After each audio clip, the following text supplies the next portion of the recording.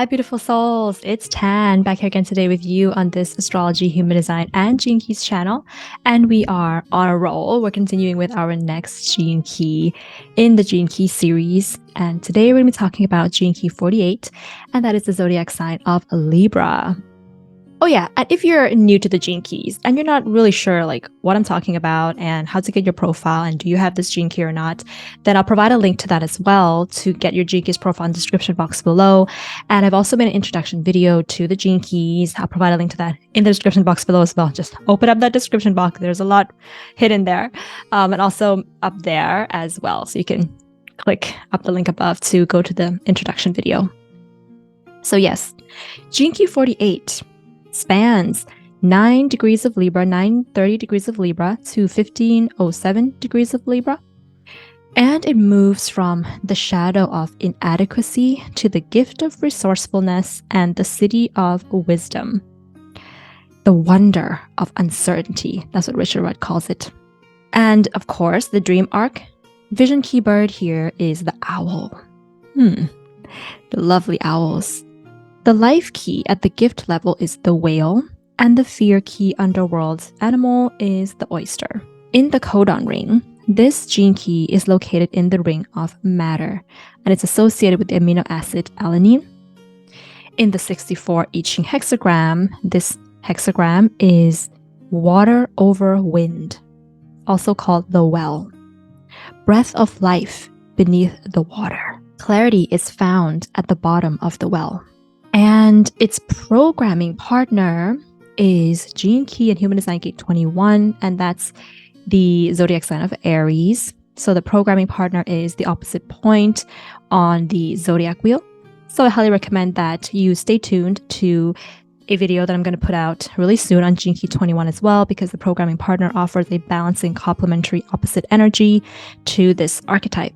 In human design, this gate 48, is located in the spleen and is connected to gate 16 in the throat through the channel of talent or the channel of wavelength, moving from deficiency to talent to sublimity. So as usual, because these gene keys are beautiful archetypes that we can always connect nature with, we're going to begin by looking at this gene key through the archetype of its vision key bird, which is the owl. So, of course, as we all know, the owl has a deep connection with wisdom and knowledge. The owl tells us to see beyond illusions, which, for example, could be our fears. And the owl, of course, has a night vision, which represents being unafraid of the unknown. The owl is considered a bird of the night and can also be associated with departed souls, death, and association with witchcraft.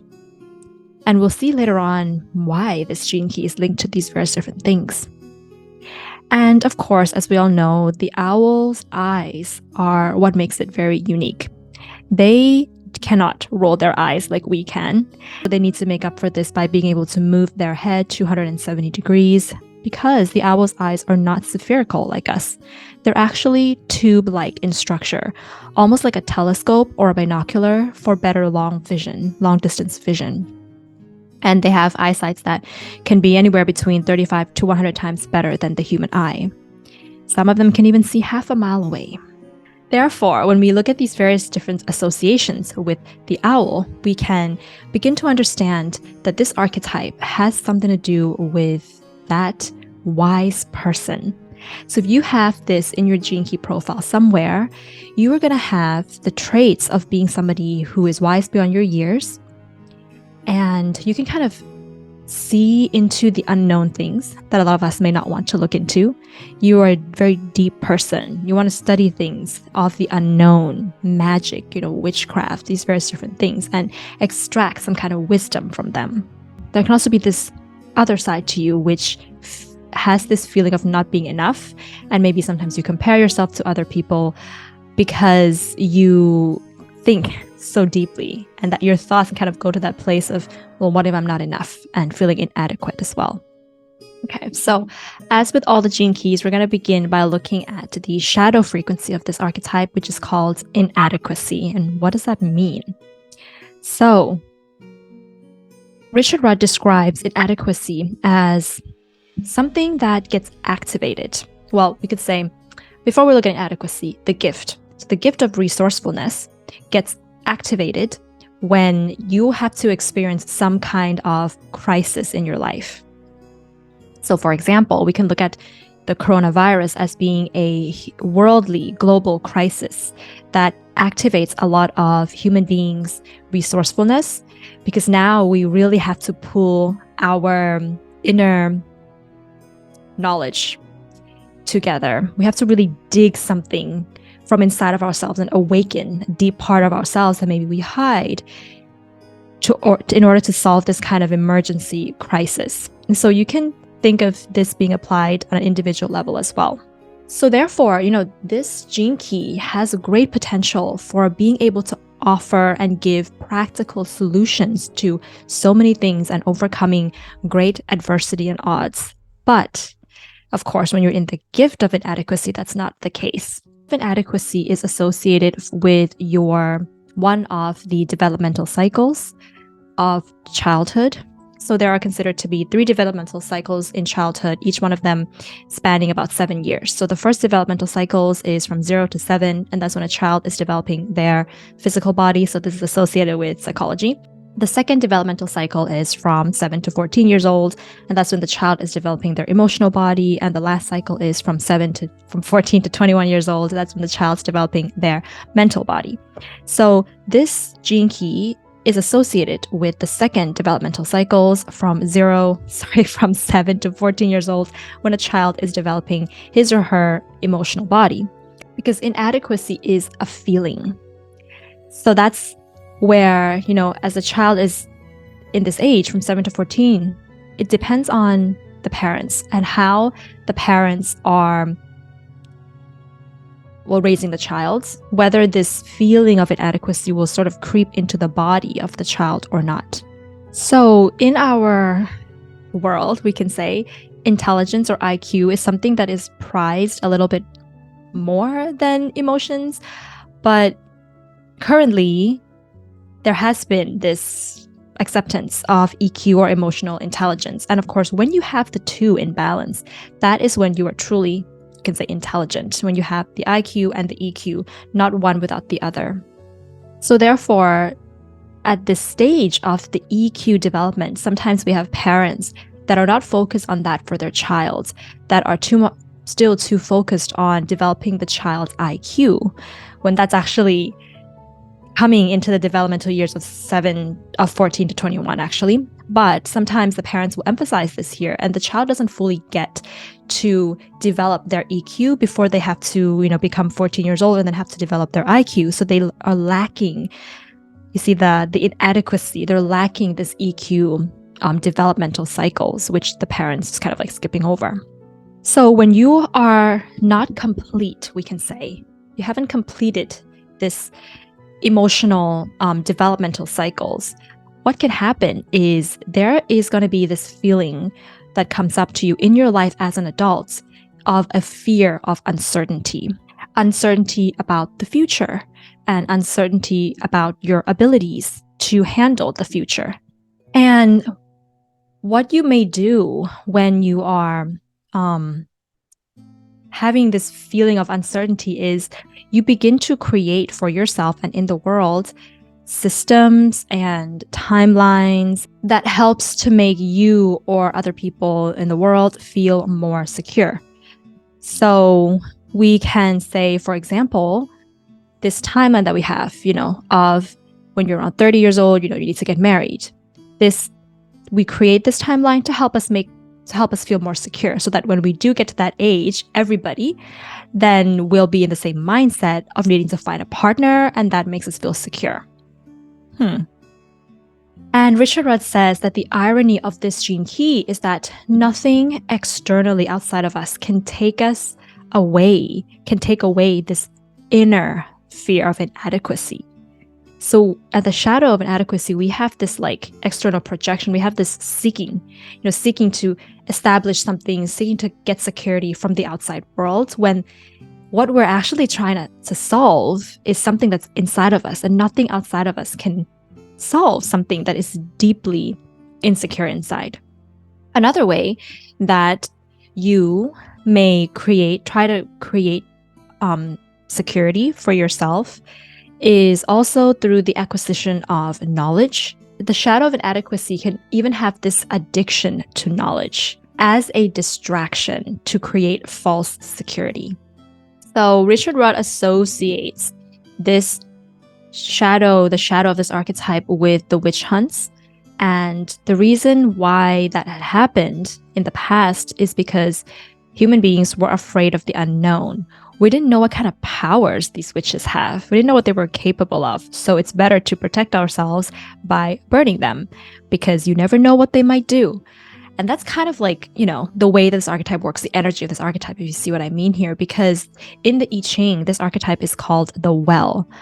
And so the well is very deep, and you don't know what's at the bottom of the well. It's very dark. And so there's this association with the feminine archetype as well, because the feminine is, so that, when you look at yin and yang, the yin, the feminine energy, is receptive, it's darker, it recedes back. Because it's dark, there's an unknown quality to it. And dark does not mean evil, of course. There's nothing bad about darkness. It's just the receptive energy. It's like sleeping energy. And there's a lot of fear surrounding this feminine energy. Like at the bottom of that well, there's a very feminine energy there. And we had that fear of this darkness. My earring just fell off. I have no idea how that happened. So there can also be a deep paranoia inside of you when you're in the shadow of inadequacy. And if you are given a position to be in a governmental position or hold a position of leadership with this archetype, and you are in that state of paranoia, you can be quite manipulative. Especially, and this is especially seen when governments are in fear that the public would possess some kind of knowledge or information that they could do something with. And so the government controls that knowledge or that information. Religion, education, economics. These are the various different spheres. It's an example of how these systems are trying to create a collective sense of security. And so long as we are involved in these kinds of systems, we always are able to give ourselves an escape from really looking at our true fears of the unknown. And the fears of the unknowns kind of just goes in the background because we have all of these answers outside of ourselves. So with this archetype, we can see that the deepest fear that lies within you and within human beings is a fear of the void. But if you really look deep into the void, and this is what Richard Rudd says in his book, is that the void is actually not scary. It's actually very warm and loving and bursting with light and wonder. So we can have the repressive nature of inadequacy, and this is called bland. This is kind of like being a sheep, and you are just kind of following the system wherever the system takes you. You're hiding behind a particular system. You settle into a fixed pattern given by society so that you don't have to deal with your own fears of the unknown. Because there's a lot of gifts when you dive into this fear of the unknown, but you're not unlocking those gifts. So you're hiding behind the economy, you're hiding behind religion, you're hiding behind education, some kind of knowledge systems.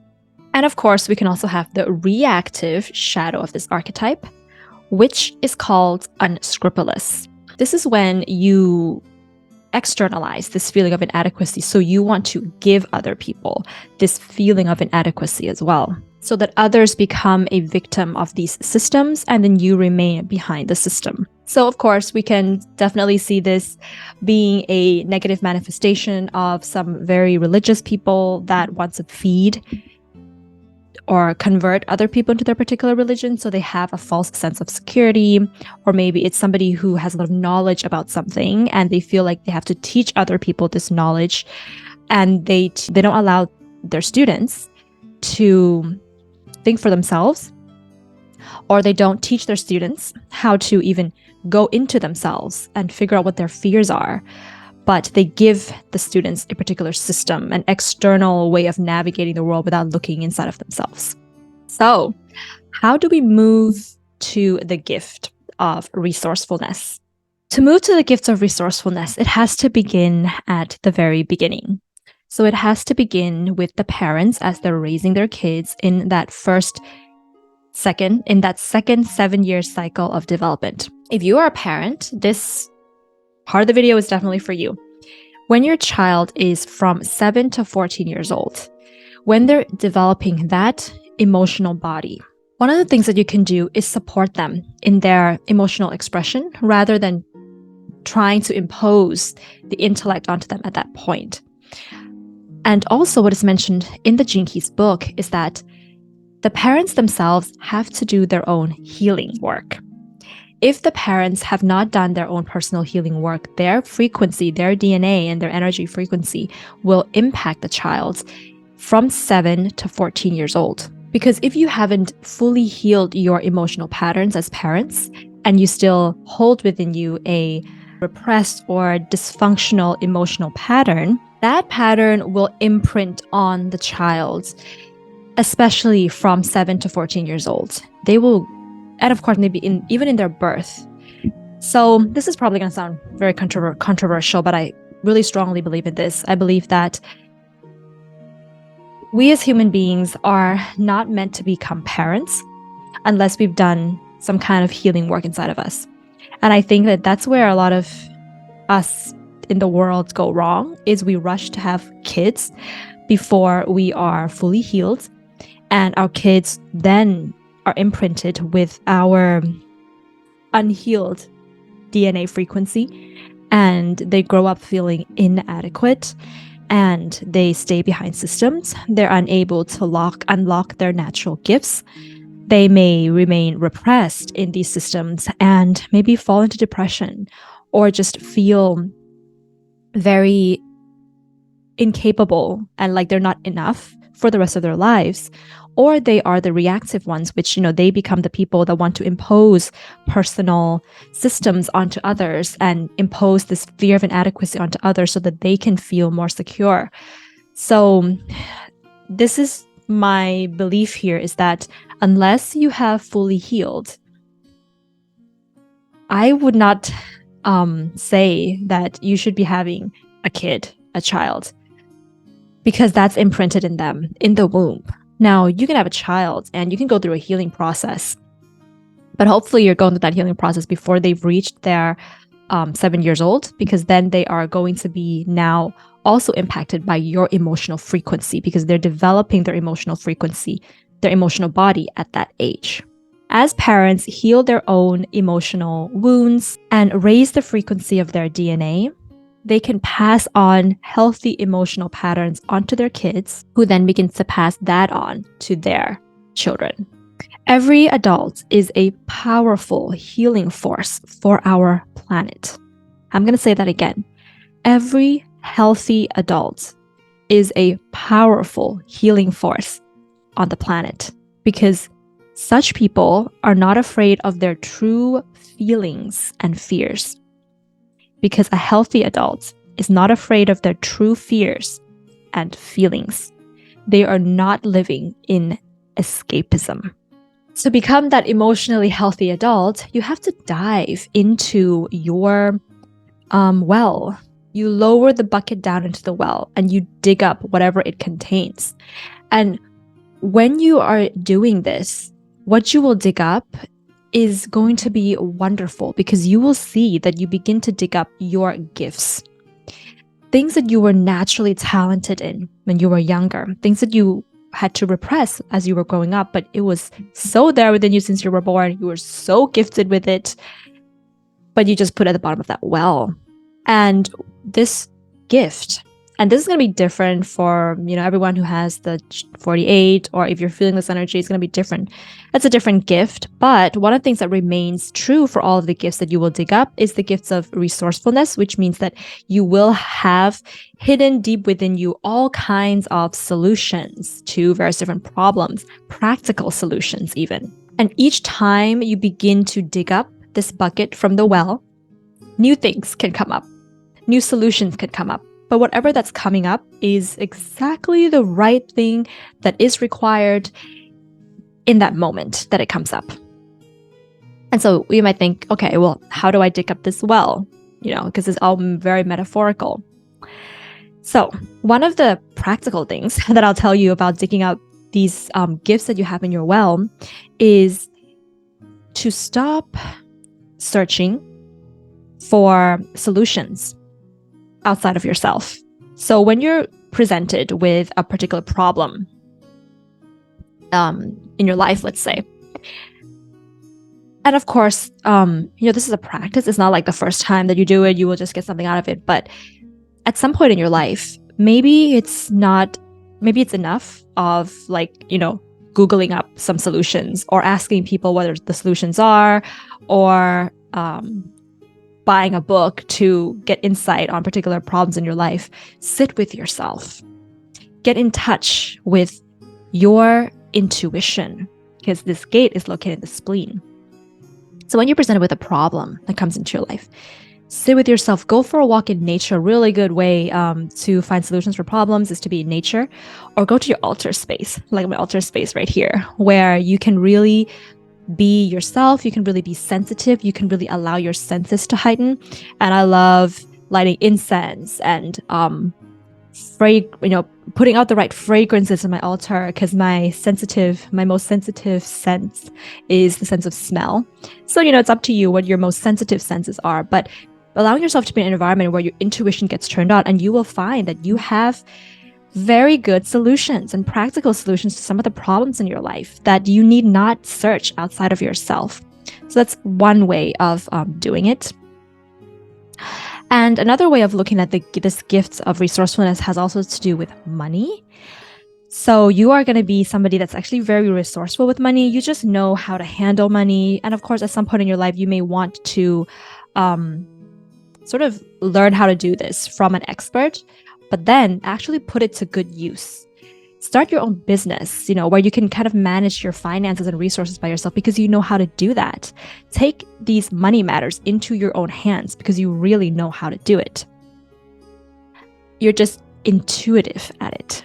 And I think that's kind of, some of the ways that I can think of right now with regards to practically using the gifts of resourcefulness. And of course, you will be faced with that shadow of inadequacy.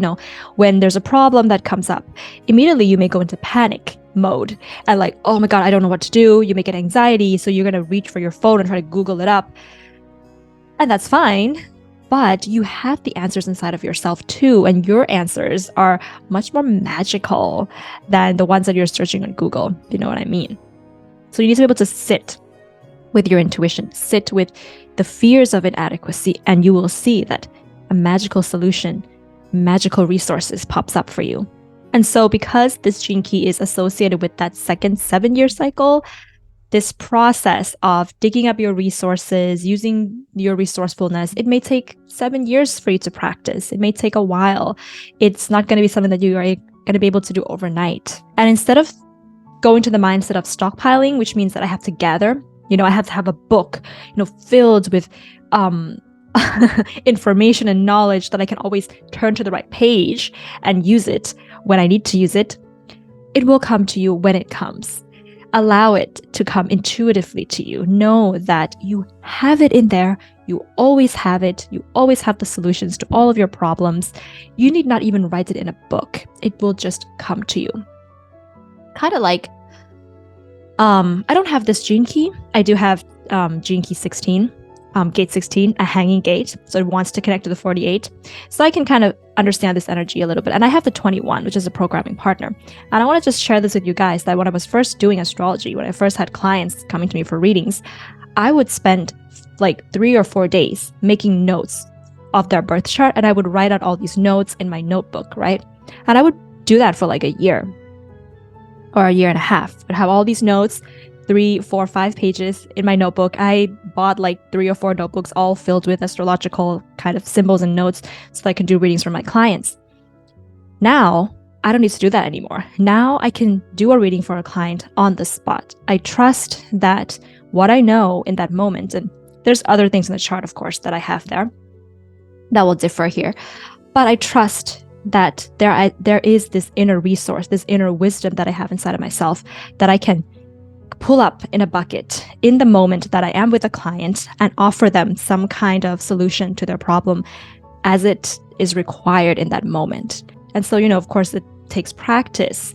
And at the beginning, you're going to be kind of stockpiling things, gathering a lot of things, but at some point, it will just be spontaneous for you. And so these gifts of resourcefulness, or whatever gifts you might drench up from your well, they are here to serve the collective. They're not here for you to keep to yourself.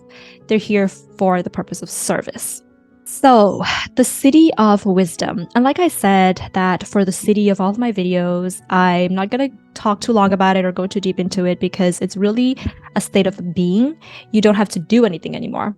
When you're in the Siddhi, you're kind of just in this enlightened state of being from working on and continuously doing the gift. The funniest thing when I was reading up on the Siddhi of Wisdom, where Richard Rudd wrote, is that wisdom is a state of not knowing.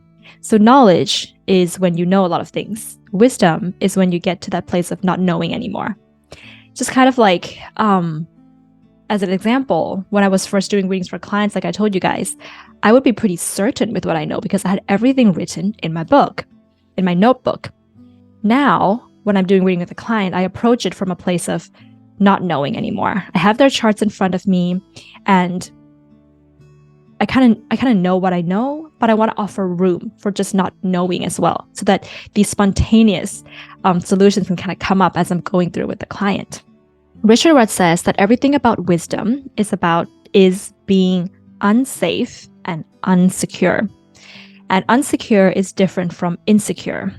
To be unsecure, you have had to embrace all of your fears, all the deepest fears that you have had, and come to a point where your body is not afraid to die anymore. Like you've really dug into all the depths and the darkness of the death and the magic, and you find that your body is no longer afraid to die.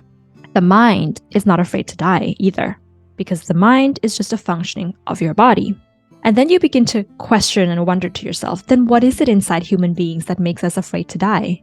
And as you ponder on this question, you realize that when we all die, the things that make up our body, they go back, they're natural elements, and they go back into the earth.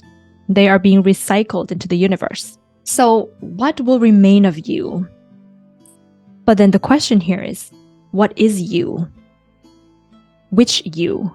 So to be unsecure is to surrender all of your questions back to the infinite universe. Wisdom in its nature is very paradoxical. That's what Richard Rudd says. And he associates water with wisdom because water is very paradoxical.